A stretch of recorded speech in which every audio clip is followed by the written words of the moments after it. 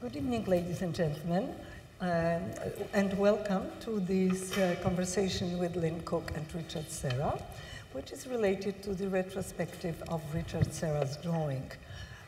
Richard Serra obviously does not require an introduction. He is arguably the most important contemporary American sculptor who received numerous international prizes and also doctorates all over the world, and whose sculpture, I'm sure you are very familiar with, particularly that 4 years ago there was a retrospective of his sculpture at the Museum of Modern Art. However, the drawings are much less well known, and therefore the exhibition, which was initially organized by the Dabrowski Foundation and the San Francisco Museum, is being presented here as the first venue of the artist's oeuvre. It actually is organized chronologically, and it represents the works of the past 40 years of Richard Serra's creative drawn oeuvre. It essentially emphasizes all the changes in his evolution of drawing, how he pushes the drawing to the real limits of the medium, and how he invents new practices, new techniques, and new mediums to actually create drawings. Richard is going to discuss the drawings with Lynne Cooke, who is a distinguished art historian and a deputy director and chief curator at the Museum of Modern Art, Reina, Sofía in Madrid. For the past 20 years, Lynne also was the chief curator of the Dia Art Foundation here and in Beacon, and has curated many exhibitions on contemporary artists, and has written very widely in catalogs and also in various art publications. So after this brief introduction, I'm going to turn the floor over to Lynne and Richard, because we have very little time. We have to finish promptly at 7 o'clock. So welcome, and please. Thank you, Magdalena. Okay, I will start by, I want to start by asking you a question about something you said in 1977 in an interview that's been quoted a lot. You said, there's no way to make a drawing, there's only drawing. And I can kind of imagine you might have been putting the emphasis on the on the process, on the act of doing and bringing into being, rather than thinking about the end product. Is that the case? Is that what you meant then, and would you still say that? Yeah, I'd still say that, and I think it came up early because when I was at Yale, they would teach drawing like every institution does, and they would have a model, and people would make marks, and they'd have charcoal or pen and ink or whatever the tool they used. And we had a poet come up named John Schuler, and he gave a lecture, and I think he probably showed maybe 500 trees, and the tree drawings, and every tree was done by a different artist. And when you looked at them, you realized that the range of trees from Serra to Van Gogh to Cézanne to whomever were all different. So there was no way to make a tree. And there wasn't any ideal tree, not in your imagination, not in your fictive imagination, not in the reality of mark making, because everybody seems to make up their own tool and has their own procedure. And it was totally revealing, because basically what Schuler was telling these people who were trying to get the elbow and attached to the finger correctly, that there's no way to draw an arm, there's no way to draw a hand, there's only drawing, and there's only the invention of drawing. So that statement probably derives from the earlier reference to Schuler, probably making that obvious to all the students that it's up to you to make your own drawing. Okay. You made a distinction between the work up to the works that are self-contained drawings up to about 1973, and the works from the installation drawings onwards. And I think you said something like the earlier drawings felt more conventional, they still were involved with questions of figure ground. There was still a question of representation. They relate to sculptures you were making, like Circuit or... and then when drawing became autonomous, or you began making autonomous drawings, that changed the nature of drawing for you. Can you elaborate on that a bit? Yeah, I didn't show any of the drawings, if you've seen the exhibition, in the first room. They weren't shown in an exhibition. Most of those drawings I did as a way to try to grope my way out of the figure ground dilemma of marking on a page in relationship to an object scene. So initially when you walk in, there's a group of drawings that are just vertical lines, and they relate to a sculpture where 4 plates are coming out of the corners at document 72, and I just walked around the room and made lines on a piece of paper, and they either opened and closed, or there's either 3 or 4 lines as I walked the perimeter of the room trying to figure out exactly what was happening in my relationship to what I was seeing. And those are very kind of conventional, almost perspectival in their marking, although there's no vanishing point, but because some lines are bigger and smaller. But there's still a student trying to work out how do you get through the dilemma of marking on a page, or making a construct, or making an anecdotal relationship to a representation. And then also in that room there are a drawing M.E. Pulitzer owns and another one from St. Louis, which are just drawings in charcoal that were done after a piece I had done in the Bronx. And then there are a few other early drawings. I think one owns by the Whitney, and a few others, and maybe a vertical one called Air that's owned by the Modern. But none of those drawings were ever shown in an exhibition, because I didn't feel at that time that I had really done a body of work where I could figure a way of making autonomous drawings that weren't linked to the history of art in a way that I thought I had to detach myself from.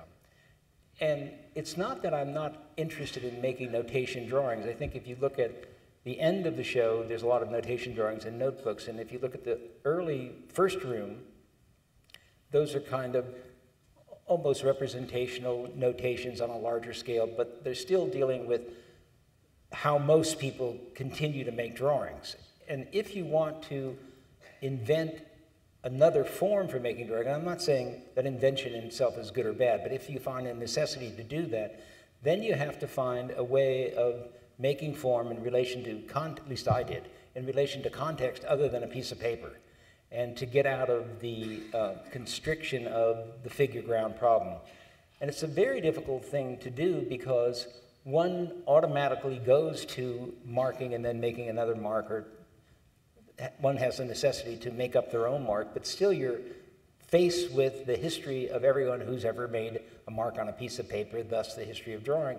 And if you have a need to find your way out of that situation, then you have to invent procedures and tools and aspirations that allow you to configure something different than what you've been doing. So after the first room, which is like an introduction to fairly concrete representational anecdotal drawings, there's a break and you enter the canvas drawings, which are installation drawings and deal with the form in relationship to the architecture, or in relation to the corner, or in relation to the floor and the ceiling. You were talking about making marks.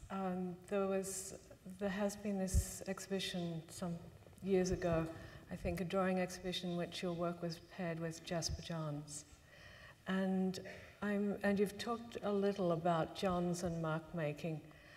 When you get right round to the end, the room that has the sketchbooks in it, it also has the 4 videos. And you see the hands making different gestures. One is with hands tied and untying the string, and you see a kind of drawing in that, obviously. And the hands make gestures, and one thinks about the way in which in the later drawings, that gesture is something that is avoided, in a sense, in favor of mark. Is that fair enough? And how would you distinguish a mark from a gesture? I would say yes and no, because in the room before the last drawing, which is called Union, which are the 2 large canvases that go from floor to ceiling, before you enter that room, you're in a room with curvilinear drawings, which are back to figure ground problem, and elevational drawings, but then there's also 3 drawings that are just solids. And those are done in, I could go into a description of how they're done, but we'll drop that for now, maybe we'll come back to it. But those still have a kind of gestural, physical marking that seems to be evident. It's fairly clear that there's a great deal of concentration and effort put into a small area to pack it with a certain force that allows the surface to respond to the activity in a way that you couldn't get unless you concentrated with that. And if you're saying that the expressive nature of the mark has diminished, not in the solids. In the solids, it's absolutely still there as much as it was in the out of rounds or the rounds. What I'm saying is that the gestural quality, which may be a hang-up from some older practice that I've never really stopped doing, is still evident in the work. I haven't detached myself from a certain feedback that I like in the doing and making and seeing as it's happening. I don't have enough distance to do that. So in that way, they're still gestural, the small ones. Mm-hmm, mm-hmm. And is that different from mark, as you've talked about, the way in which you find a mark in John's work or Cézanne's work? No, I think in that way, it probably has more of a relation to John's, although I'm not using the kind of mark making John's uses, in that they're very close in and intense, and you watch every part and particle from the dot to the hole to the mass to the weight to the suction of the material to how it's pulled off to all of it as it's being done simultaneously, which is, I think, how John's built. But I don't know, I've never watched John's work, but it seems that's how John's works. I mean, it seems that John's has invented a series of mark making and then overlaid it and built it up and washed it or whatever, and it's layered. I don't use a layering system like most painters. Most painters layer. I don't layer, it's usually one shot on. So in that way it's different, but I think the gesture of trying to find an individual mark is the same. And I think, I mean, if you look at the history of drawing, and that's what's interesting about it, is if you look at Van Gogh or say Serra or Cézanne or Johns or Guston, I mean, you can go through it. The history of mark making is quite diverse, and it's always a subtext to the other body of work that I just happen to name painters.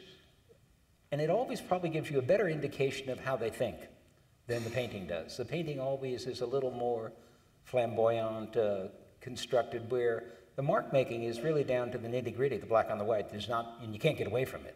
And it's, I think, reveals much more about how the person thinks and sees than the painting does. What was interesting here at the Met about, I don't know how many years ago, maybe 4, you probably know, there was a Van Gogh drawing show here. Yep. And it was a completely mind-blowing show. I don't know how many here in the audience saw it, but he would draw a huge bush, dot, stroke, dot, dot, dot, dot, cross, dot, dot, dot, and you look at it and you think, what am I looking at? And you think, oh, I'm looking at this man making up a sign language to make a kind of iconography to make a bush. Well, then you see the painting next to it, which is like large brush strokes, and it doesn't have half of the intensity or invention of the drawing. And for me, I found Van Gogh's drawings much more satisfying to look at the paintings. Or after looking at the drawings, I found the paintings quite with the viewer in mind, meaning that they were done for the effect of the color relationships, where the black and white drawings are done for seeing, not for the effect of the metaphor of the chartreuse next to the dark blue, or the yellow next to the sunflower, or whatever it is. And I think the drawings are actually structurally much more interesting than the paintings. I think the paintings, and that's why everyone likes them, have a resonance in terms of color and chromatic scale that brings you back to an evocation that has to do with feeling. That's not the same as the thought that you look at when you're looking at the drawing. I think the drawings are a lot grittier to look at. At least for me, they are. You know, if you're not interested in drawing, you go to the paintings and you like the crows over the cornfield and the guy cut his ear off, and we can all say we understand Van Gogh. But when you go to the drawing, you really get a good look at who this guy is and why he does what he does and how inventive he is with mark making. The same's true for Rembrandt, actually. Rembrandt's drawings are absolutely incredible, and so are his etchings in terms of mark making. And we can go on, Goya. I mean, you can just look at the history of drawing. Now, I may be in the minority here because I would rather look at someone's drawings than someone's paintings, always. The distinction you're making with Van Gogh, in part, is about that the paintings are suffused with feeling and the drawings have, you're much more interested in how he invents or the invention going on in making the language of marks in order to conjure the tree or the bush or the... Yeah, I think in that way they're closer to how the person thinks. And the paintings are always, oh no, what color am I going to mix here? They're always with, and how am I going to put it next to this here? That's very, very different than the simplicity of having one tool to make one mark, a black or line or dot or whatever, smudge, on a piece of paper. I mean, you really are down to the limitation of mark making. And that's very, very gratifying. I mean, if I could find other ways of doing it, I would. I mean, that seems to be always the problem. And I think it's, and that's not to say that anecdotal drawings or representational drawings or the kind of drawings that most people do and most people in school do and that go on every day, that's, some of them are great, no doubt. But it's just at a point what I had to jettison. I was wondering if there's a distinction between gesture as kind of loaded with subjective feeling or supposedly the handwriting of the artist is manifest in it, and that was something that abstract expressionists were, particularly an artist like de Kooning was fated for in a way, whereas with John's the mark looks, superficially at least, looks dumb. Looks? Dumb. It looks like an unfeeling mark. There was something in what John's was doing that was in part a move away from abstract expressionism, that carrying of a signature mark. And I'm wondering whether this pertains too to the difference between the paint stroke in Van Gogh, which is read as somehow carrying again that signature autobiographical impulse, and this very reductive language you're describing of marks for the bush. Yeah, I think what's interesting is if you look at Matisse and Johns, unlike, say, Picasso and I don't know who, they had to invent ways of making a line because they just weren't too talented. They had to figure it out at a certain age. Now, there were some people, Picasso for one, and maybe de Kooning, I don't know, who always had a facility. And when you get to early Matisse drawings, you can see the guy's teaching himself to draw. And you can look at early Johns and see that he's teaching himself to draw. Now, how do these people teach themselves to draw? They decide to make silly little marks. And with Johns, it's like an alphabet of marks. And I find that people trying to make an alphabet of marks as a language interesting to investigate in and of itself.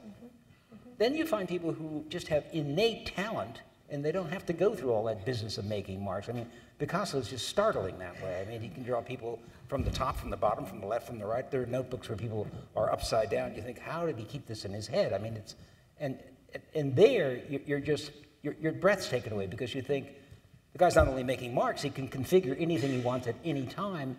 And I think one of the things that ends up being true, and maybe we've just had such a flood of Picasso shows lately, but one of the things that holds Picasso, in my esteem, higher than most people is the guy can just draw like nobody else and invent drawing. And invent drawing because he always had that talent. Where with Matisse finally had to figure a way of constructing the painting through drawing. And then Matisse, at the end of his life, does it with the scissors. And the cut line with the scissors is much more interesting than any line he ever made with a piece of charcoal or ink or whatever, when he finally gets to cutting in space. Now, you have to think about that. Here's Matisse at the end of his life, and he's actually drawing some representational plant or whatever, and he's doing it like this in the air as it's falling on the feet, not seeing what he's done until they tack it on the wall. Well, and the line is sharper than any drawn line he's ever seen from a sight scene, because he's imagining what the shape would be as he's cutting it. And they just happen to be drawn better than anything he's done up to that point. And that's in the last decade of his life. Well, for people to invent their own tools to make a drawing in the last decade of their life and do something better in relation to drawing that they've ever done, you think, bravo. I mean, you know, that's like Titian at the end of his life, or Goya at the end of his life. I mean, I give a lot of credit to Matisse for learning how to redraw with the scissors at the end of his life. You said that in an interview, another interview, and I was really struck by it, and I think it's a great comment, and one that I didn't remember anyone saying before, but absolutely. And then you went on to say something which I thought was really startling. You said that Matisse cutting paper with scissors were his best drawings, and then you said that had to come from some source other than intuition or reason. It might have to do with the fact that his parents were involved with dyes and cloth in the small French town where he grew up. Cutting with scissors was in his memory bank. And I thought, probably whoa. True, yeah. But that's a very interesting notion. What is a memory bank? And does this mean you think that he himself as a child was playing with scissors and somehow it comes back? Is it as literal as that? Or what?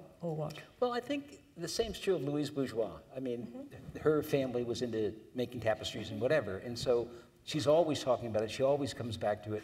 The first time she made sculpture, she talks about taking the cloth and twisting it, and the idea of people twisting cloth and allowing the dyes to come out, that idea of just twisting something in your hand to then twist a form to make a sculpture. But what's true about Louise, and she probably wrote more about herself than most artists ever did, and very, very revealing, is the seeds for what she later did or did all her life are about her family, what the family was exposed to, what the family did to make a living, how they all worked together, how she saw the configurations, and how she, at a very young child she was asked to partake. And I think it's probably true for Matisse also. He was in that town, that was all being done around him. So probably it has a lot to do with either his real memory or his fictive memory.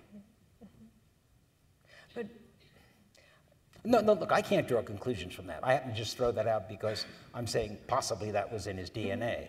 And I don't know if that's true or not. But then, you know, I saw a show, was it here? I think it was here, or was that the Modern? I think it was here.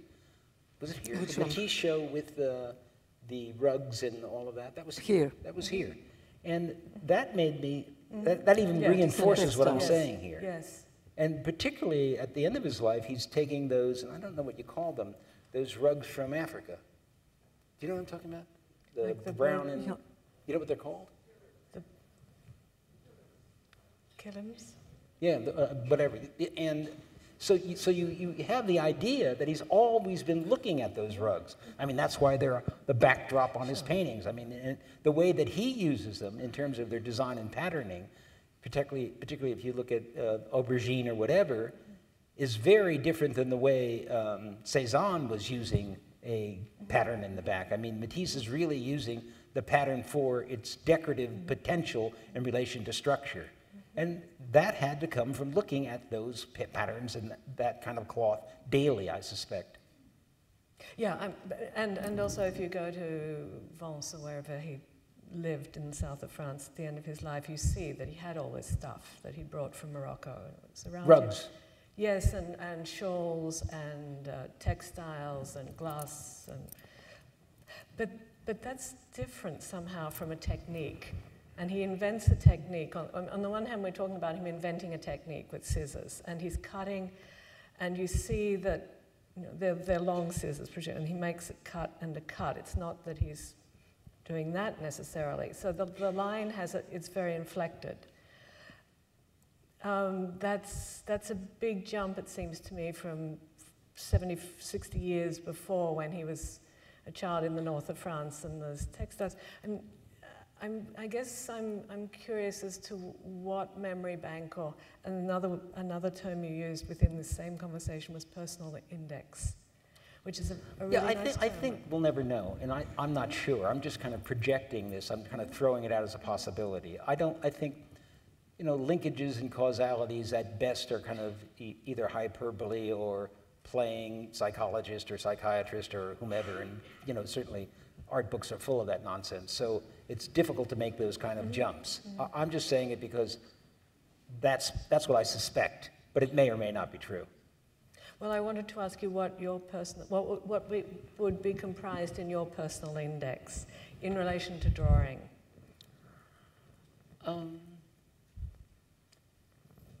I grew up in an area, it's strange actually. My father was working in the shipyard during the war, and they gave him a compensation if he would move to what was going to be built, these tract houses in San Francisco. And they built 4 of them in the middle of nowhere.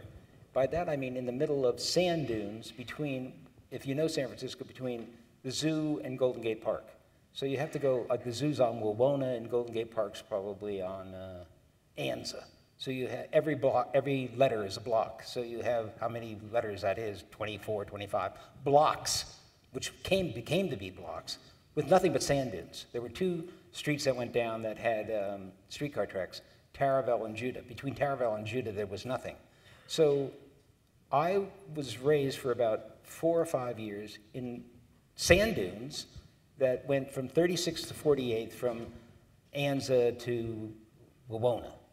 So I was really kind of brought up in this large kind of shifting sand desert until the people moved in with the tract houses came and all that. But these were 5 or 6 houses, no blacktop roads, nothing. We had to walk through the sand to get to the house. And they had one house with these little banners on it, which people would come see on the weekend so they could try to sell plots. But for 2 or 3 years, myself and the Marc de Souvre family and maybe 3 other families lived in the middle of an area where there were no people. And there was Taravel, so you had to walk or take the streetcar, which was only like a sand block away, and the ocean.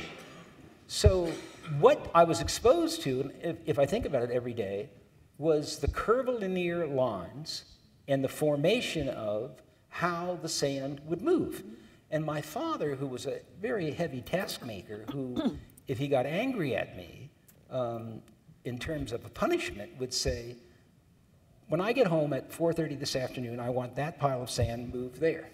So I had to go out with a shovel and at first I was shoveling it, and then I realized it was easier just to drag the shovel.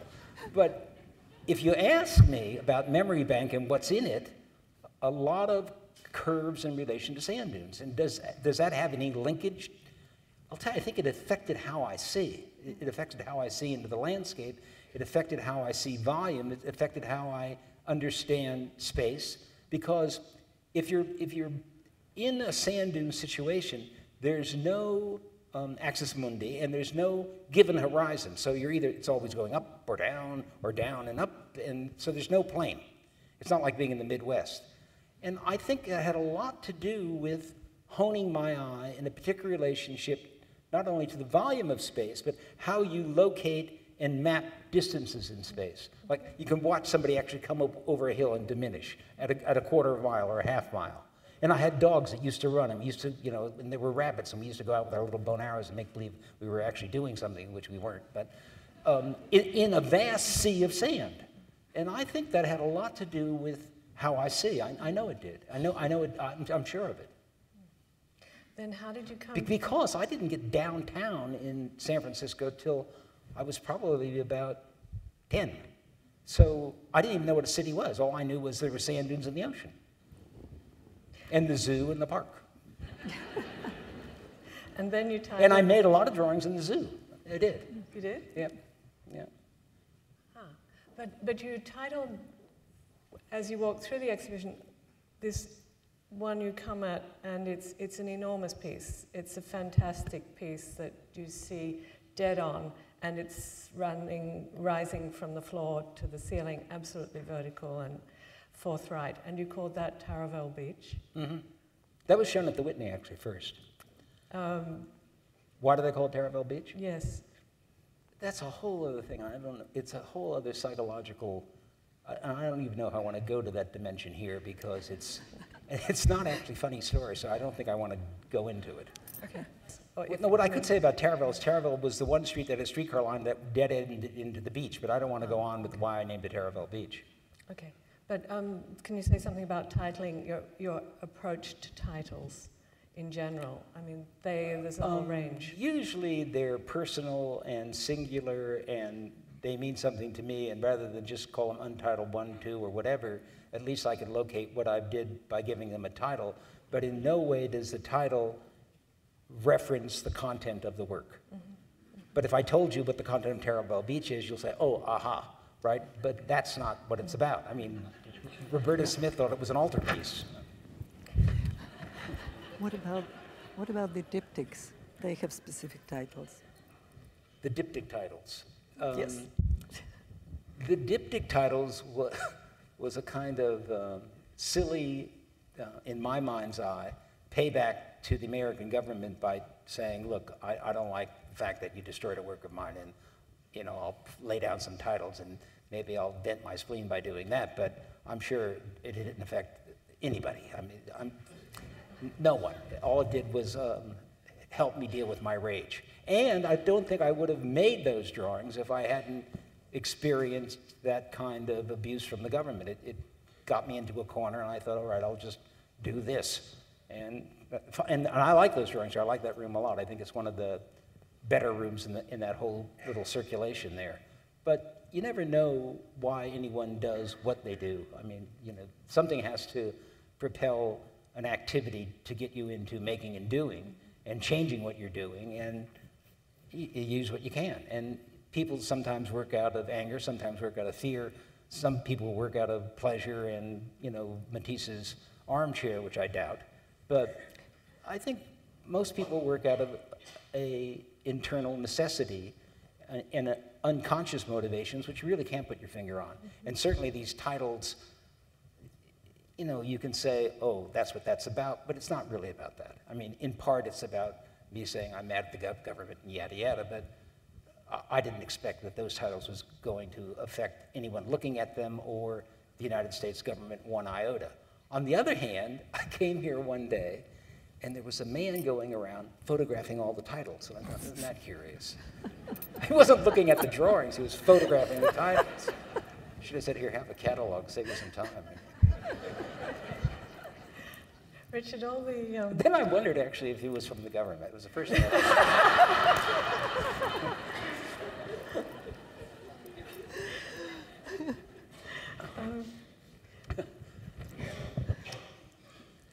I mean, artists, in terms of having any political clout, in terms of any ideology, is far-fetched thinking. I mean, I think, and every artist thinks that they're going to have some effect if they step outside of the role of making art and do something political, but usually you can't anticipate the effect, and usually there's no reason not to do it. And for sure, we all do it, but sometimes I wonder if any of it does any good. You don't know. I mean, did Guernica really ever stop a bomb? Probably not. Never. Not ever. It was done after the fact, not ever. And did it stop any bombs after that? Never. No. With the works on Belgian linen, and then some... Pardon? On the works on linen, the installation. Yeah. I imagine they're done actually as the canvas is, the linen is on the wall, and then they're moved into the context and cut for them. And some of the bigger drawings, like the weights and measures, you also have the feeling that they're made in the vertical. But the rounds and the out of rounds, you have a clear sense, even if you can't reconstruct the process by which you made them, that they're made on a horizontal surface, and then they're turned up. Is there something for you in this move from the horizontal to the vertical? Is there something about how the works work that comes out of that? There's two different kinds of, there's the outer rounds and the rounds. And the linear drawings are done not on the front of the paper. I never see the paper. So they're done, and I'll try to explain it. If you flood, say, a table with liquid paint stick and you put a screen, like window screening down, or I happen to use window screening, it'll allow the paint stick to kind of bubble up and kind of hold its mass within the grid of the screen. And if you put a piece of paper on top of that screening, you might get a few marks, but you won't really get a mark until you press on the back side of the paper, and I do it with a tool, which, a steel tool, but it's a little, in that way, similar to passing a piece of paper through the roller of the press while you're making a print. You don't see the print because the paper's face down on a piece of copper, and you don't see what you've done until you roll it back and then you pull the paper off. If you think of the same process where someone's making a drawing, they're not actually seeing what they're doing until they pull the paper off, and then they see the mark they've made. The linear drawings in the round out of round room, and the drawings in the next room, which are, there's 5 curvilinear drawings as one group, those are all made not seeing what I'm doing until I pull them off. And they, in preparation to make those drawings, it probably takes sometimes up to an hour and a half just to get the consistency of what you're doing, and a lot of it ends up on the floor. So then you can make marks and pull them off and get something that you think is commensurate with what you're trying to do. So it's a way of inventing something that, not seeing exactly what you're making to make something that you want to look at. That sounds kind of backwards, but that's how it was done. Where the out of rounds are done on the floor, and they're done with a lot of paint stick, and they're done from the inside, from the center out.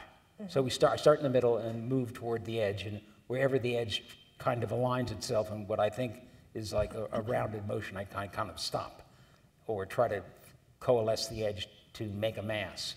And I did one series of those, I did 10 of them in one summer, and that was, for me, a really terrific series. And there was a collector here who had 2 of them, and he had them in some part of the complex of where he lives, and the place burned down. So there were only 10 of them. I lost 2 of the best ones, and just recently I thought I'm going to go back into that series because I really like the series. I like the act of doing it. So in the last couple of years, I've revisited that series. I don't think I'm going to go back to it again because I'm not sure that the second series, it's different than the first series, but it doesn't have the same initial kind of, for me, being lost in what you're doing. Now I know what I'm doing. And I think there's something about the inquisitiveness of not knowing what you're doing and the vulnerability of not knowing what you're doing, which is always more rewarding than knowing what you're doing. That's one of the things that I don't like about work that's overly scripted. Work that's overly scripted to me always seems like there's no reason to do it. If you know what the script is going to do, why bother doing it? So I've always had problems, and I'm not going to name names, with people who lay down conceptual orders and tell people how to do it. That to me, I had no use for that. But with some of the out of rounds, big ones, this kind of seething,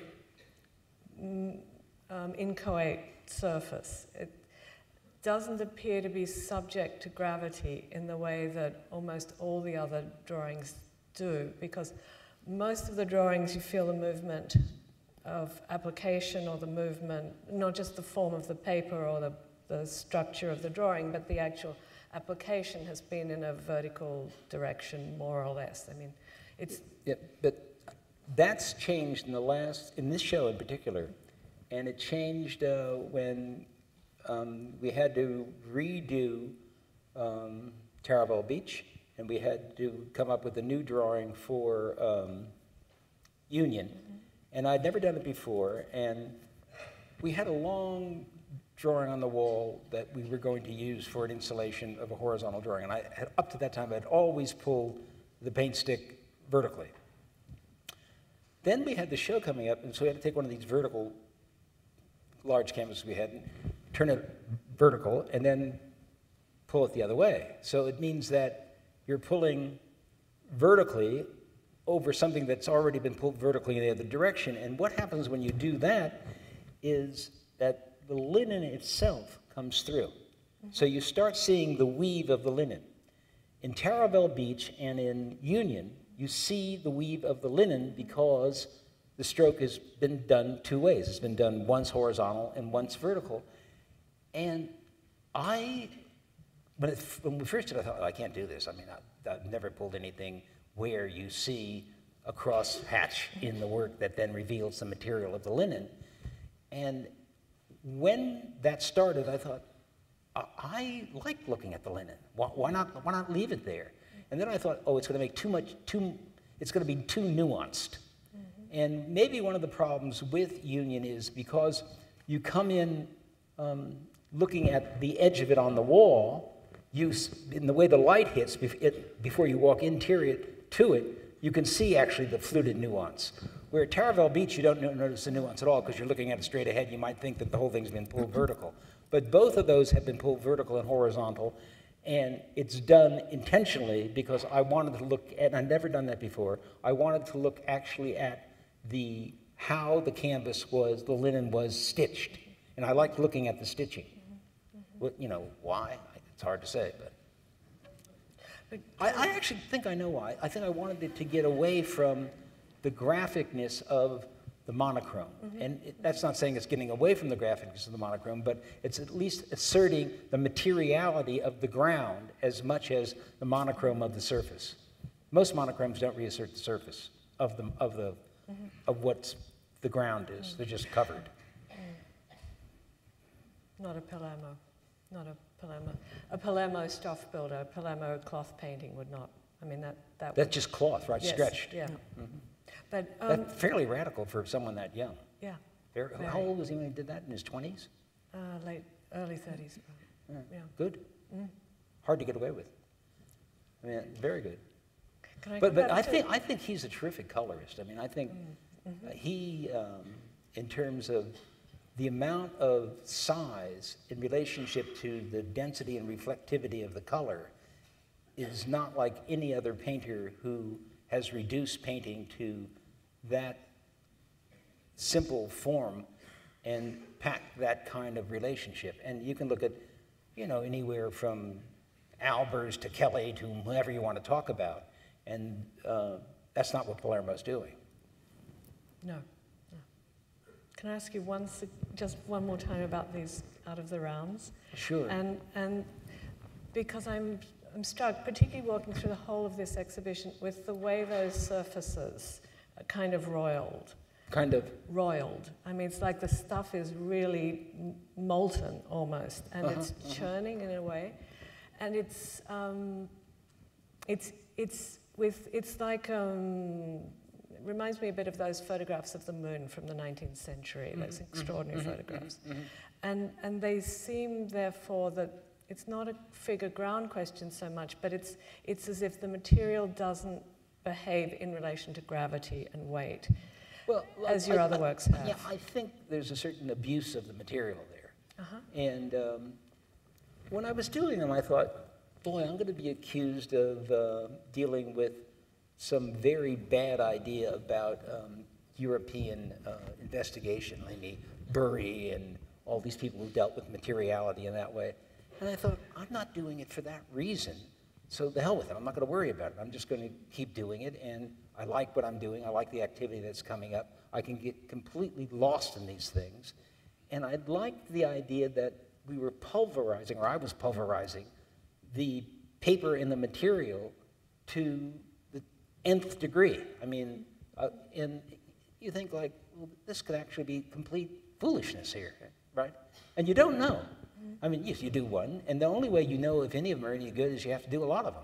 And you look at the fifth one, you say, oh, that's better than the first three because they are still involved with the figure ground problem. Now, how do we get away from that? Well, the more you pulverize the paper, the more the dot splatters out, the more the surface builds up, the less you're concerned with the figure ground problem, and the more you're concerned with how this mass of this black pizza is being made. And you can say, oh, this is some old European hang-up, for me, that's not what it was. It was really the sheer, and if you want to call it, joy of making. They got to be hysterical, and I like the hysteria of making them, particularly in the summer when it's hot.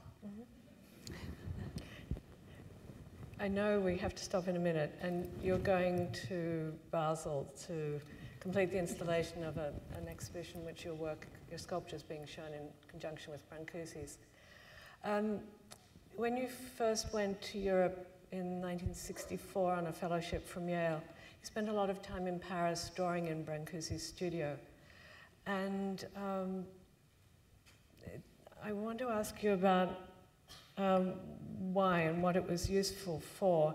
But I'm also asking you, bearing in mind that for many art historians and curators in the last 10, 15 years, Brancusi's photographs of his studio have been of enormous interest. And we've seen exhibitions in which they've been included again and again. And it's as if the photography was a medium for him to explore something about his own work, not just how one piece related to another, but how one piece looked different on a different base, or how he rearranged bases or whatever. But there was something about the camera as a tool and a medium in the studio that was enormously revealing. And I'm curious that when you went there, you drew. Yeah, I didn't look at his photographs. I'm not a big fan of his photographs either. But what were you getting from drawing in the studio? First of all, his studio was in the old Museum Modern, and it was intact. So you really felt like this is the guy's studio. I mean, like the guy's aura was there. They took his whole studio and they built the thing. The way they've done it now, where it is now, is a little bit deluxe. But this was as shabby and as crummy as it could be, and you know, the plaster was on the floor, and this guy had been hacking away, and these big cocks were up in the air, these big rooster-like things, and it was disheveled, and it had the aura of a studio. And I went there, and I looked at it the first time. I was actually not stunned, but, you know, like an inquisitive young student thinking, well, what is this? I haven't seen anything like this. And then for a student, if you've never made sculpture, and I hadn't made any sculpture up to that point and hadn't even thought about it, it's a handbook of possibilities, because it's austere, it's abstract, it has a sentiment, it has a figuration. I mean, I look at it right now and I think a lot of it I'm not interested in it at all. But as an initial way of looking at how do you draw a volume in space by delineating an edge? Like how does a sphere deal with the void that it's entering into? How does it create a mass in relationship to making the void move into and through it? I thought this guy does it as well as Cézanne does it on the flat. And I thought, gee, this guy draws well in his sculpture. And I hadn't seen that before. Now, you're not going to get that if you're interested in sculpture. I wasn't going to get it from Rodin. I didn't get that from Rodin, but I did get it from Brancusi. And I thought, wow, this guy has found a way. And he has a certain, like, austerity of abstraction. And for a young student, he's like, you know, the father figure of sculpture, and you just can't get away from it. But even getting through all of that mystique, that's not what interested me. What interested me was this guy draws well.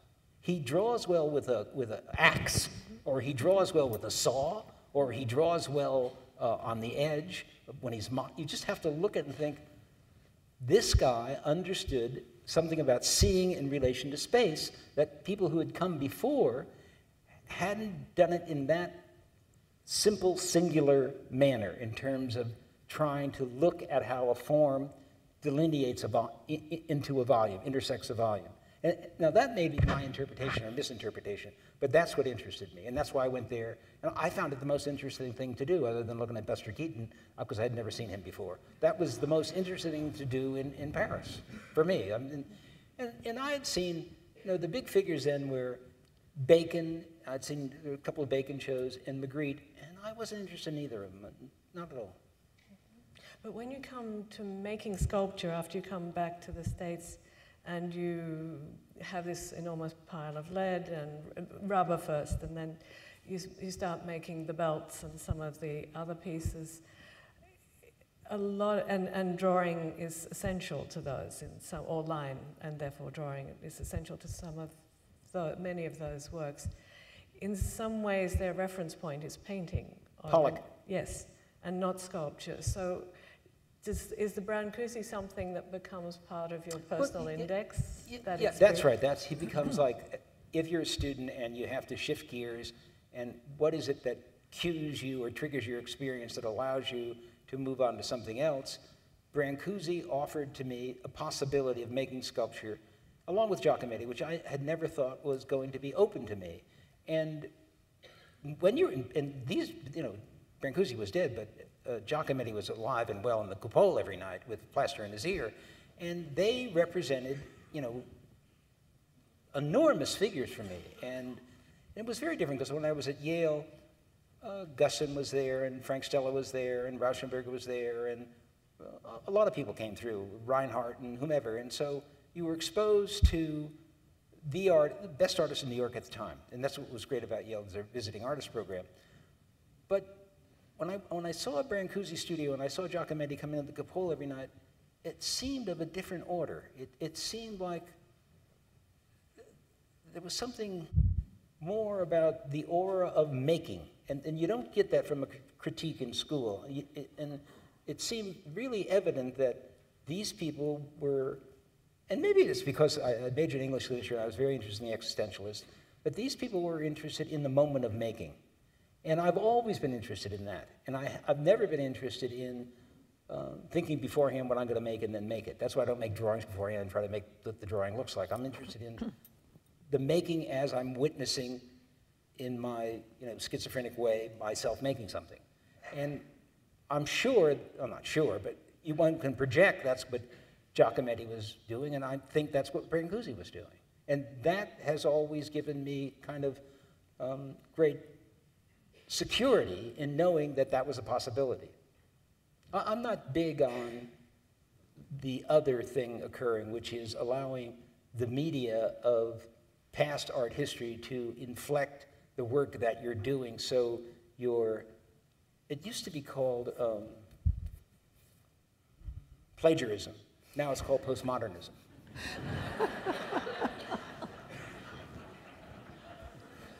It's a perfect point to stop. Okay, thanks. Yes.